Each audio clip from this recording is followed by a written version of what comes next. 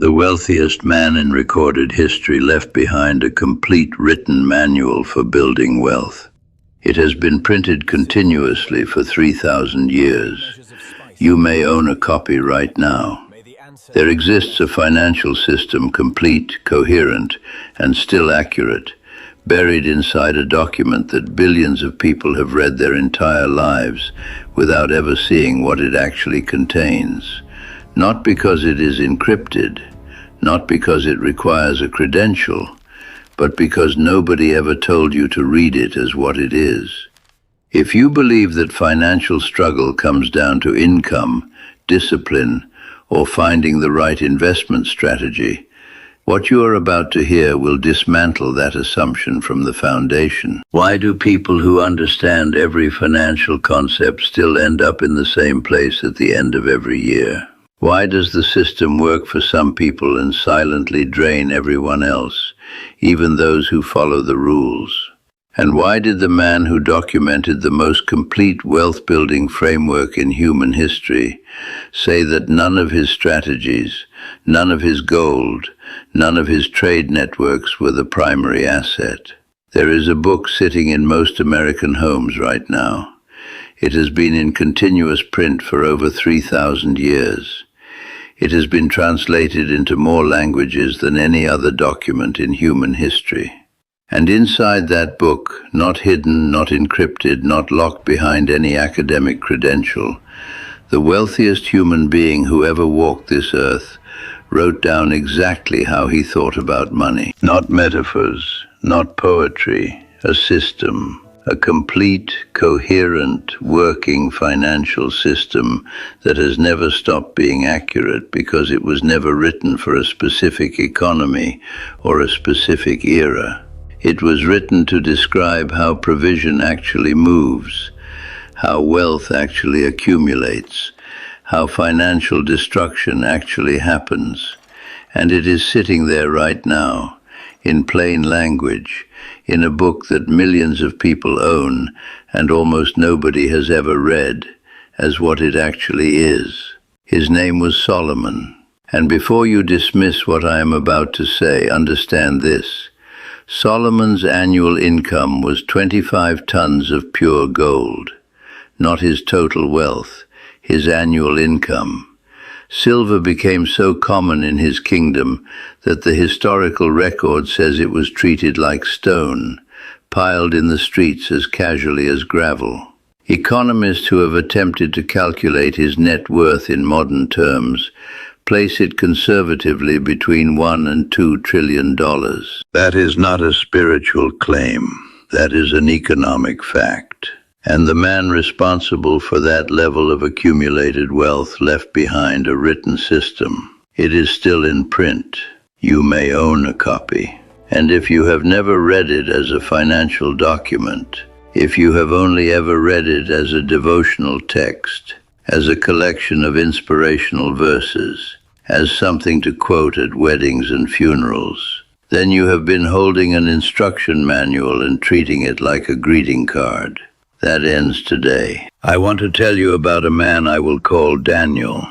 Daniel was 43 years old, college educated, employed for 20 years in the same industry. By every external measure, his financial life looked stable. He had a house, he had a retirement account, he had a decent income.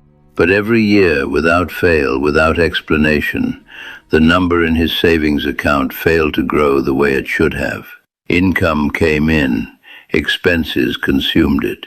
The end of every December looked almost identical to the end of the December before it. The needle never moved. Daniel had read every personal finance book his colleagues recommended. He had followed budget plans. He had subscribed to financial newsletters and listened to hundreds of hours of money podcasts. He understood the concepts, and none of it, not one system, not one strategy, produced lasting change. He said to me once with the kind of exhausted honesty that only comes after you have truly tried everything, "I know what I am supposed to do. I just don't understand why it never actually works." I handed him a Bible and told him to open to Proverbs. He looked at me the way people look when they think they are about to be preached at. I stopped him before the expression fully formed. I said, "This is not what you think it is. Do not read it as scripture. Read it as a financial document. Read it the way an engineer reads a blueprint, looking for the system, not the sentiment. Read it as the working manual of a man who generated, in modern terms, over $1 trillion in wealth, and who was explicit about exactly how he did it."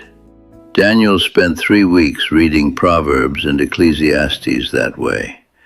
When he came back, the look on his face was not the look of someone who had found motivation. It was the look of someone who had finally found the instruction manual for something they had been trying to operate without one for 20 years. He said, and I want you to hear this carefully, he was writing about money the entire time. I just never read it that way. And that is the problem. That has always been the problem. Not that the system is inaccessible, not that the wisdom is hidden, but that no one ever taught you to look at it with the right eyes. And if you are still watching right now, it is because something in you already suspects that what you have been given, the budgets, the apps, the 5-step plans, was never the complete picture. Stay with me, because the complete picture has been waiting for you for 3,000 years. Here is what most people miss when they open Proverbs. They read it devotionally. They pull out individual verses as encouragement for a difficult day. They treat each line as a standalone piece of wisdom, disconnected from everything around it. But Solomon did not write it that way. Proverbs is a coherent system. Every section builds on the sections around it. And when you read it as a single continuous document, the way an economist reads a policy paper, the way a physicist reads a set of laws, one unified theory of wealth emerges with startling clarity. The theory has 4 pillars, and I want you to understand something before I walk you through them. Every financial outcome you have ever experienced, every breakthrough, every plateau, every year that ended exactly where it started, can be traced back to how aligned or misaligned your behavior was with one of these 4 pillars. Not 1, not 2, one of these 4. And most people are violating at least 2 of them right now without knowing it. The first pillar, the one Solomon returns to more than any other, the one that appears across dozens of verses in different forms, but always carries the same core instruction. Proverbs 10:4 states it directly. A slack hand causes poverty, but the hand of the diligent makes rich. Read that slowly. A slack hand, not a lazy hand, not an idle hand. A slack hand, meaning one that moves without direction, without precision, without intention. Solomon is not simply telling you to work harder. The Hebrew word translated as diligent here is karutz, and in its ancient meaning it carries the sense of being sharp, incisive, deliberate. Someone who moves with a precision that comes from the inside, not just with volume of effort applied from the outside. Solomon is drawing a direct line between the quality of your inner discipline and the outer capacity your financial life can hold. The vessel determines the volume. A person whose character has not grown strong enough to hold wealth will not hold wealth, regardless of how much arrives.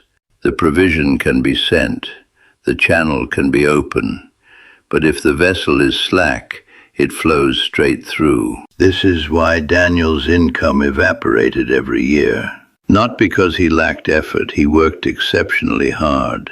But his financial habits, the small, daily, unconsidered decisions about where money went before he consciously directed it, were slack, undirected, And undirected effort, Solomon says, is one of the primary invisible mechanisms of poverty. Not dramatic failure, not catastrophic loss, just a quiet, consistent leak that no budget spreadsheet will ever fix, because the leak is not in the numbers, it is in the character beneath the numbers. The second pillar appears in Proverbs 22 and Ecclesiastes 5, and it is the one that most directly explains why millions of Americans are financially trapped, despite earning incomes their grandparents could not have imagined. Solomon writes, "The borrower is slave to the lender." And then in Ecclesiastes 5:5 he adds, "It is better not to make a vow than to make one and not fulfill it." Slave, that is the word he chose. Not indebted, not obligated, not inconvenienced. Slave. Read those two verses together and you have Solomon's complete theory of financial obligation. Debt is not a tool. Debt is a transfer of authority. Every dollar you owe to someone else is a dollar that is working under their terms, not yours. Every monthly payment is a portion of your future income that has already been spent before it arrives. Solomon did not prohibit borrowing, but he was ruthlessly clear about what borrowing actually costs beyond the interest rate. It costs you the freedom to direct your own provision. I want to tell you about a woman I will call Sarah. Sarah was a registered nurse, 38 years old, earning over $70,000 per year. She should have been financially comfortable. Instead, by the time she paid her student loans, her car payment, her credit card minimums, and her rent, less than $400 remained each month that she could actually direct. She was earning a professional income and living with the financial freedom of someone earning minimum wage. Every dollar she earned had already been promised to someone else before it reached her hands. Solomon's word for that condition was slavery. And after 2 decades of normalized debt culture in America, most people do not even recognize that they are in it. When Sarah began to understand this not as a willpower problem, not as an income problem, but as a transfer of authority problem, something changed in how she approached it. Not the tactics, the framework. She began treating debt elimination not as a financial goal, but as a sovereignty recovery. Within 18 months, she had eliminated 2 of her 4 debt obligations entirely, not by earning more, by understanding what she was actually fighting to recover. The third pillar is the one that most directly contradicts what modern financial culture teaches, and it is the one Solomon writes about with the most urgency, returning to it across multiple chapters in different forms, as if he knew it would be the most difficult for future readers to accept. Proverbs 11:24-25. One person gives freely, yet gains even more. Another withholds unduly, but comes to poverty. A generous person will prosper. Whoever refreshes others will be refreshed. Generosity as a financial law, not as a spiritual virtue, not as a moral obligation, as an economic principle that Solomon observed operating consistently enough, across enough people, enough contexts, enough generations, that he encoded it alongside debt and diligence as one of the core laws of wealth. Here is what Solomon understood that 3,000 years of financial culture has never fully integrated. Money is not a static resource. It is a dynamic system. It flows, it circulates, it moves through channels. And the channel through which money flows is determined primarily by the orientation of the person holding it. A person who grips money tightly, who makes every financial decision from a position of scarcity, of fear, of not enough, sends a frequency through every system they operate in. Their relationships contract, their opportunities narrow, Their economic environment tightens around the grip. A person who releases money deliberately, who gives with intention and trust, operates in a wider economy, one where the channels stay open because they are being actively used. The Hermetic teachers would have recognized this immediately. The ancient wisdom tradition teaches that everything in the universe vibrates, moves, flows, and the frequency you emit is the frequency you receive back. Solomon encoded the same principle 3,000 years earlier in plain language. Give freely, gain more. Withhold, come to poverty. Not as a promise, as a law. Modern research at the Wharton School of Business confirmed what Solomon wrote, without knowing it was confirming a 3,000-year-old law. Individuals characterized by giving behavior, contributing resources without an immediate expected return, consistently outperform their peers across most industries and most time horizons. Solomon would have read that research and said, "Yes, that is the law. It has always been the law." The fourth pillar is the one I want to sit with longest, because it is the one that ties everything else together. And it is the one that explains why most people who intellectually understand the first three pillars still cannot consistently apply them. Proverbs 4:7. Solomon writes, "Wisdom is the principal thing, therefore get wisdom, and with all your getting get understanding." The principal thing, not a useful thing, not an important thing among many. The principal thing, the thing from which everything else proceeds. Solomon is saying that the three pillars, character and capacity, freedom from financial obligation, circulation through generosity, are not behaviors you can simply decide to adopt on a Tuesday morning after watching a video. They are the natural output of a specific kind of understanding. And without that understanding operating beneath them, every tactic eventually fails. Every budget gets abandoned. Every debt payoff plan stalls when life becomes difficult.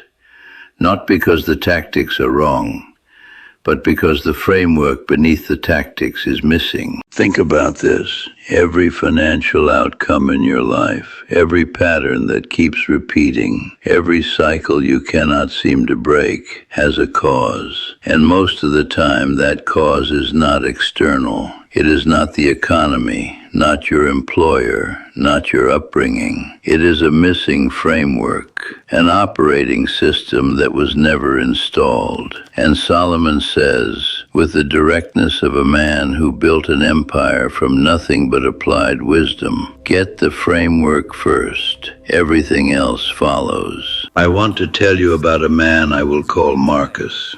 Marcus had read every personal finance book that his colleagues recommended. He could explain compound interest, tax-advantaged accounts, debt avalanche versus debt snowball. He was, by every external measure, financially literate, and he was completely stuck. The knowledge was present, the behavior never followed consistently. He would build momentum for 3 or 4 months, then something would happen. A car repair, a difficult family month, a setback, and everything would reset back to zero. Over and over for years. When Marcus encountered Proverbs 4:7, not as a motivational verse, but as an architectural statement, something fundamental shifted. Solomon is saying that wisdom is not a collection of facts. Wisdom is a way of seeing, a lens through which every financial decision is evaluated before it is made.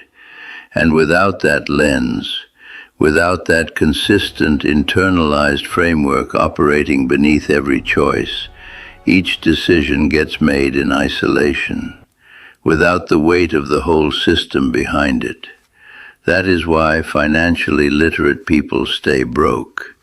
They have information without integration, facts without framework, knowledge without the operating system that makes the knowledge executable. Marcus spent 6 months reading Proverbs as a single continuous document, not pulling verses, not looking for encouragement, reading the architecture, the system. At the end of those 6 months, without any change in his income, without a dramatic financial event of any kind, he had paid off his car, built his first 3-month emergency fund, and made his first investment outside of his employer's retirement plan. Not because he learned new tactics, because the framework finally became the operating system beneath the tactics. The cause changed.